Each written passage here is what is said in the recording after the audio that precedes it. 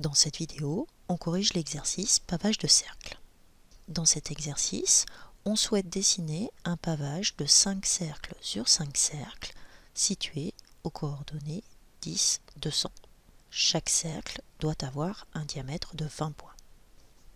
On souhaite vérifier que cet algorithme donne bien le résultat attendu. Pour cela, on va suivre l'exécution de l'algorithme pas à pas. Tout d'abord, on déclare les variables x, y, c, i et j. Les trois premières instructions affectent les valeurs 10, 200 et 20 aux variables x, y et c. Vient ensuite l'instruction pour j égale de 0 à 4. Cette instruction a pour effet d'initialiser j à 0. Vient ensuite l'instruction pour i égale de 0 à 4. Cette instruction a pour effet d'initialiser i à 0. À l'intérieur de l'itération pour i égale de 0 à 4, la première instruction consiste à dessiner un cercle de taille c aux coordonnées x, y.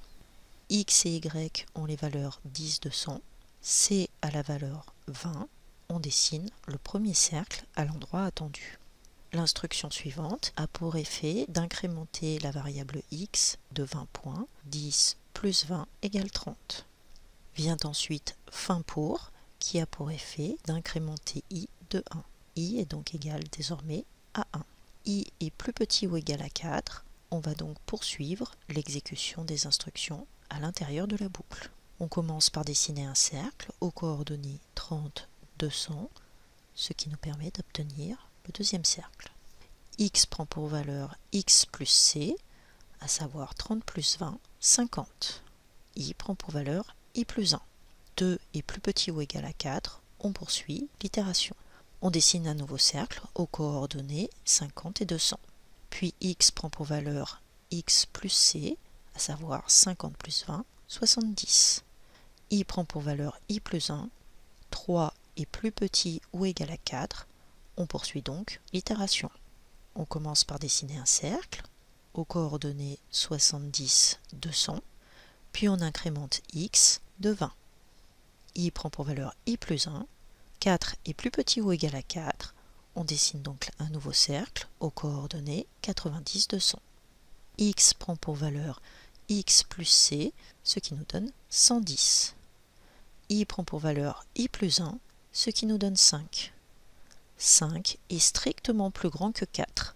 On en a donc fini avec l'itération pour i. On exécute donc l'instruction suivante.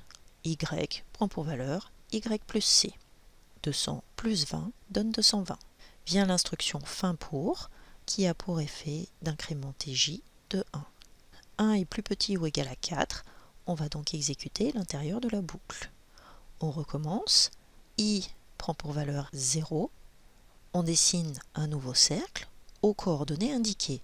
X est égal à 110 et y est égal à 220, ce qui fait que le nouveau cercle est inscrit ici, ce qui n'est pas ce qui est attendu. Donc l'algorithme proposé est incorrect. Pour corriger cet algorithme et obtenir le résultat attendu, il faut faire en sorte que x reprenne la valeur 10 avant de dessiner une nouvelle ligne. Pour cela, plusieurs solutions sont possibles. On peut ajouter l'instruction x prend la valeur 10 juste après l'itération pour i. On peut l'ajouter après l'instruction y prend pour valeur y plus c. On peut aussi l'ajouter entre les deux itérations pour j et pour i.